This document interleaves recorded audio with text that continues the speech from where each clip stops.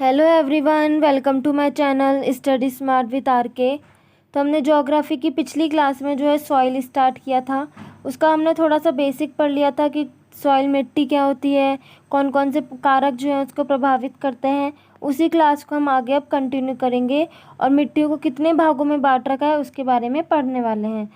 उम्मीद है आप सभी को क्लास पसंद आ रही होगी। यदि आपको क्लास अच्छी लगे तो प्लीज़ वीडियो को लाइक शेयर सब्सक्राइब करना ना भूलिएगा। तो चलिए स्टार्ट करते हैं। आगे स्टार्ट करने से पहले हम पिछली वाली क्लास का एक बार रिवीजन कर लेते हैं कि क्या पढ़ा था। तो हमने पढ़ा था कि मिट्टी जो है वो भूमि की ऊपरी परत को मिट्टी कहा जाता है। इसका निर्माण चट्टानों के विखंडन से, टूटने से या फिर वनस्पति या जीव को सड़ने, जो गलने से आदि की जो ऊपरी परत बनती है उसे मिट्टी कहते हैं। Physical, chemical and biological changes, ठीक है। मिट्टी के अध्ययन को मृदा विज्ञान, पैडोलॉजी को कहते हैं। मृदा विज्ञान के जनक कौन थे? वीवी डोकुचेव। और मृदा का निर्माण जो है उसको क्या बोलते हैं? पैडोजेनेसिस कहते हैं। और अगर अपन कारकों की बात करें कि कौन कौन से कारक जो है मिट्टी निर्माण को प्रभावित करते हैं, तो कौन कौन से? मानव क्रियाएं हैं, मूल सामग्री, पेरेंट मटेरियल, लोकेशन, जोनल और एजोनल, इन सब के बारे में हमने डिटेल से पिछली क्लास में पढ़ लिया था। रिलीफ, उच्चावच, ऑर्गेनिक मैटर, कार्बनिक पदार्थ, जलवायु जिसमें दो चीज़ें आती है, तापमान और वर्षा, और समय, इन ये सब चीज़ें जो मिट्टी के निर्माण को किस तरीके से प्रभावित करते हैं ये हमने पढ़ा था। फिर सॉइल प्रोफाइल के बारे में पढ़ा था कि सॉइल प्रोफाइल की लेयर्स कौन कौन सी होती है। टॉप मोस्ट सबसे ऊपर वाली होती है ओरिजोन, ओ से मतलब होता है ऑर्गेनिक मैटर, कार्बनिक पदार्थ इसमें पाए जाते हैं। इससे नीचे वाली ओरिजन ए, बी, सी और फिर होती है आर। इस आर वाली में जो है बड़े बड़े पत्थर पाए जाते हैं और ये जो पौधों की जड़ें हैं वो ए से बी तक में जाती है, ठीक है। ये सब हमने पढ़ लिया था। और सी में यहाँ पे छोटे छोटे जो है पत्थर पाए जाते हैं। अब हम आगे पढ़ते हैं। अब देखते हैं कि ICAR जो है, Indian council for agriculture research, भारतीय कृषि अनुसंधान परिषद ने मिट्टी को जो है 8 भागों में बांटा है। कौन कौन से भाग हैं, कौन कौन सी 8 मिट्टियाँ हैं?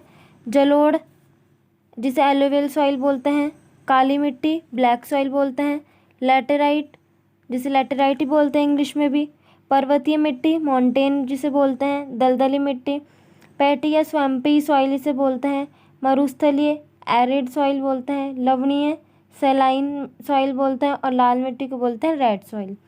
तो सबसे पहले हम पढ़ते हैं जलोढ़ मिट्टी के बारे में, एलुवियल सॉइल के बारे में।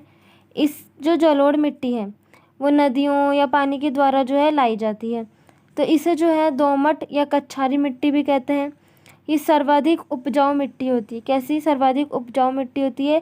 और टोटल अगर अपन जितनी भी मिट्टियाँ हैं उनमें बात करें तो 43% जो क्षेत्र पर सबसे ज़्यादा, मतलब 43% क्षेत्र पर ये जलोढ़ मिट्टी पाई जाती है। मतलब मिट्टियों में सबसे ज़्यादा परसेंटेज जो है वो जलोढ़ मिट्टी का है। तो जब जलोढ़ मिट्टी के अंदर इसमें अगर बालू की मात्रा कम होती है तो इसे बोलते हैं कच्छारी मिट्टी, और बालू की मात्रा जब अधिक हो जाती है तो इसे बोलते हैं दोमट मिट्टी।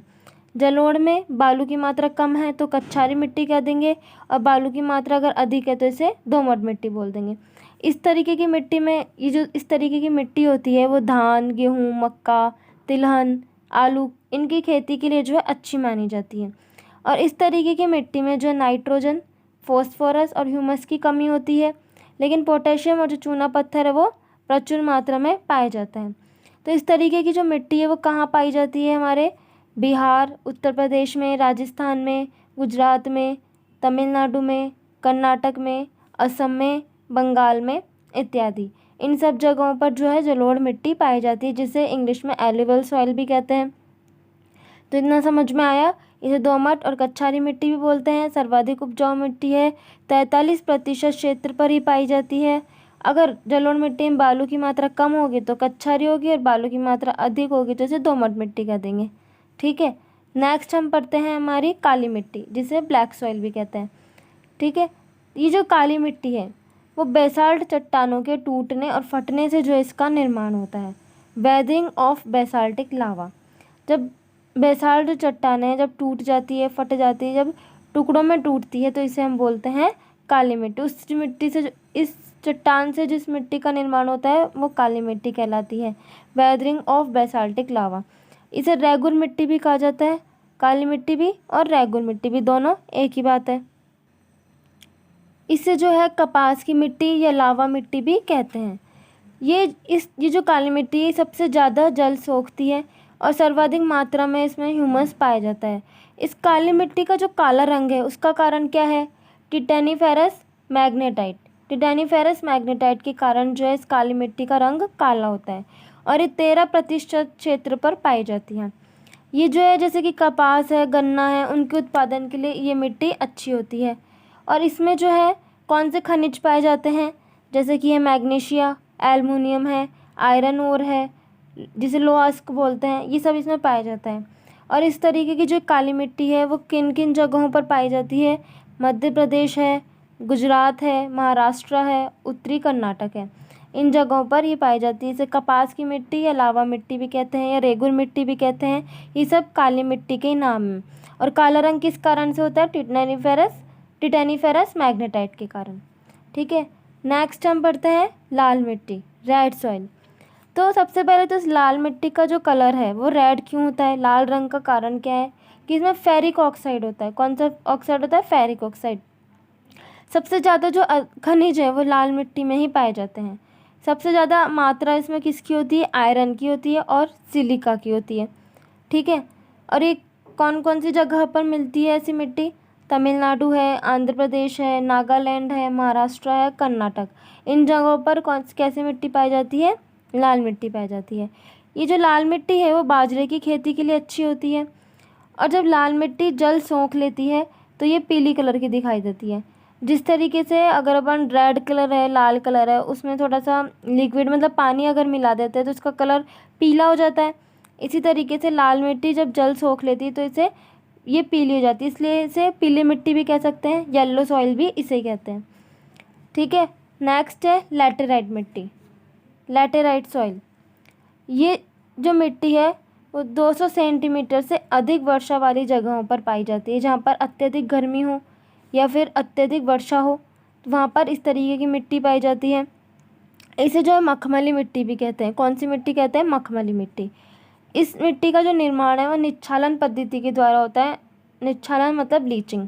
तो निच्छालन पद्धति क्या होता है? निच्छालन प्रक्रिया क्या होता है कि जब वर्षा ज़्यादा हो जाती है तो वर्षा ज़्यादा होने के कारण उस मिट्टी की जो उर्वरकता शक्ति है, जो उपजाऊ है उसकी मतलब जो उर्वरक शक्ति है वो कम हो जाती है। क्यों?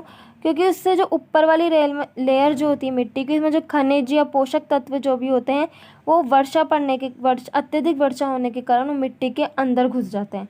इसलिए मिट्टी की जो उर्वरक शक्ति जो है कम हो जाती है, जिसे बोलते हैं निच्छालन। और फिर इस प्रक्रिया से जिस मिट्टी का निर्माण होता है उसे बोलते हैं लैटेराइट मिट्टी। और अधिक वर्षा होने के कारण जब वो मिट्टी के जो छोटे छोटे कण हैं वो उसके अंदर घुस जाते हैं ना मिट्टी के अंदर, तो ये ऐसे ऊपर से ऐसे दिखाई देती है जैसे पथरीली जैसी मिट्टी, पत्थर जैसी दिखाई देती है। तो इस मिट्टी के अंदर जो है आयरन ऑक्साइड और एल्युमिनियम जो है प्रचुर मात्रा में पाया जाता है। और ये जो मिट्टी है वो भी लाल कलर की ही होती है। इस मिट्टी का जो रंग है लाल किस कारण से होता है? आयरन ऑक्साइड के कारण होता है। इस तरीके की मिट्टी कहाँ पाई जाती है? मेघालय में, पश्चिमी घाट और केरल में। इन जगहों पर लैटेराइट सॉइल मिलती है। ये जो मिट्टी होती है वो काजू, मसाला, कॉफ़ी, इलायची इन सब चीज़ों के लिए अच्छी होती है। और ईंट बनाने के लिए भी इसी मिट्टी का काम में लिया जाता है। जो लाल कलर की मिट्टी होती है तो ये जो मिट्टी होती है बहुत ही मजबूत होती है। इनसे जो ईंटें बनती हैं वो बहुत ही पक्की और मजबूत ईंटें बनती हैं। फिर नेक्स्ट हम पढ़ेंगे मरुस्थलीय मिट्टी। ठीक है ना, एरिड सॉइल हम पढ़ेंगे। इसमें जो मरुस्थलीय मिट्टी है इसमें नमी की कमी होती है। ठीक है ना, मरुस्थल में पाई जाने वाली मिट्टी मरुस्थलीय मिट्टी, इसमें नमी की कमी होती है। ज़्यादातर राजस्थान, गुजरात, पंजाब, हरियाणा इन जगहों पर जो है ये मरुस्थलीय मिट्टी पाई जाती है। इन जगहों पर जो है खजूर, बबूल, नागफनी, कटीली झाड़ियाँ इस तरीके की झाड़ियाँ पाई जाती है मरुस्थलीय मिट्टी में। फिर नेक्स्ट देखते हैं लवणीय मिट्टी, जिसे सैलाइन और एल्कलाइन सॉइल भी कहा जाता है। ये क्षारीय होती है और इसमें नमक की मात्रा अधिक होती है। और ये लवणीय मृदा होती है। कैसी मृदा होती है? लवणीय मृदा होती है जिसे रेह, कल्लर या ऊसर कहते हैं। हमने इसके बारे में पहले भी पढ़ा था कि रेहर कलर क्या होता है कि जब हम अत्यधिक मात्रा में किसी भी केमिकल्स का यूज़ कर लेते हैं मिट्टी के अंदर पैदावार बढ़ाने के लिए या किसी भी और कारण से, तो उसके मिट्टी के ऊपर क्या एक पतली लेयर जम जाती है नमक की। ठीक है, जिसे हम क्या बोलते हैं, रेह या कलर बोलते हैं। इससे मिट्टी कैसी हो जाती है, लवणीय मृदा हो जाती है। मिट्टी फसलों के लिए जो है, जो मिट्टी की नॉर्मल पीएच कितनी रहनी चाहिए, 6 से 7.5 के बीच में रहनी चाहिए। लेकिन क्षारीय मृदा क्या होती है, अगर मिट्टी क्षारीय हो गई तो भी नुकसान है, और मिट्टी अगर अम्लीय हो गई तो भी नुकसान है। तो दोनों ही मिट्टी जो है वो फसलों के लिए अच्छी नहीं है। फसलों के लिए कैसी मिट्टी सही है, जिनकी पीएच 6 से 7.5 के बीच के अंदर है। क्षारीय मृदा हो गई तो उस क्षारीयता को कम करने के लिए जिप्सम का यूज़ किया जाता है, और अम्लीय मृदा हो गई तो उस अम्लीयता को कम करने के लिए चूने का यूज़ किया जाता है। ठीक है, नेक्स्ट है दलदली मिट्टी, जिसे स्वैम्पी सॉइल या पैटी सॉइल भी कहते हैं। इस तरीके की जो मिट्टी है वो अत्यधिक वर्षा जहाँ हो जाती है, या फिर वनस्पतियाँ जहाँ पर सड़ जाती है, गल जाती है और मिट्टी में मिल जाती है, उस कारण से वहाँ की जो मिट्टी कैसी हो जाती है, दलदली हो जाती है। इन मिट्टी में ह्यूमस की मात्रा अत्यधिक पाई जाती है। इस तरीके की मिट्टी कहाँ मिलती है, केरल में, उत्तराखंड में और पश्चिम बंगाल में। ठीक है, ये तो है कौन सी, दलदली मिट्टी। नेक्स्ट है हमारी पर्वतीय मिट्टी, जिसे माउंटेन सॉइल भी कहते हैं। ये अत्यधिक कठोर होती है। पर्वतों में पाई जाने वाली मिट्टी कौन सी, पर्वतीय मिट्टी। ठीक है, यहाँ पर वनस्पति का अभाव होता है क्योंकि पर्वतों पर रहती है। और ये इस तरीके जो मिट्टी है कहाँ, जहाँ पे पर्वत होंगी वहाँ पे मिलेगी। तो कहाँ, जैसे जम्मू कश्मीर हो गया, लद्दाख हो गया, हिमालय, उत्तराखंड, सिक्किम, तो इन जगहों पर पर्वतीय मिट्टी पाई जाती है। और ऐसी जगहों पर जो है वो सेब, नाशपाती और चाय, इन सब चीज़ों की खेती की जाती है, क्योंकि वहाँ ढलान होती है पर्वतों पर। तो ढलान पर इन सेब, नाशपाती और चाय, इन जैसी चीज़ों की खेती की जा सकती है। तो ये तो हमारे भारत के द्वारा जो बांटी हुई 8 प्रकार की मिट्टियाँ हमने पढ़ ली हैं। 1-2 पॉइंट और बाकी हैं मिट्टी में, वो हम कल की क्लास में पढ़ लेंगे, और फिर कल से हम नेक्स्ट टॉपिक स्टार्ट करेंगे। उम्मीद है आप सभी को क्लास अच्छी लग रही होगी। प्लीज़ आप कमेंट बॉक्स में ज़रूर बताएं कि आपको क्लास कैसी अच्छी लग रही है, और कुछ अगर आपको इम्प्रूवमेंट चाहिए इस क्लास में तो आप वो भी बताएं, और कुछ डाउट्स हैं तो वो भी आप पूछ सकते हैं। Thank you for watching.